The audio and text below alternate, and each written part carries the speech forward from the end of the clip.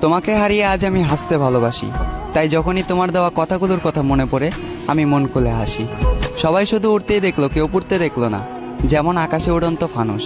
আসলে আমি হাসির আড়ালে কষ্ট লুকানো একটা মানুষ।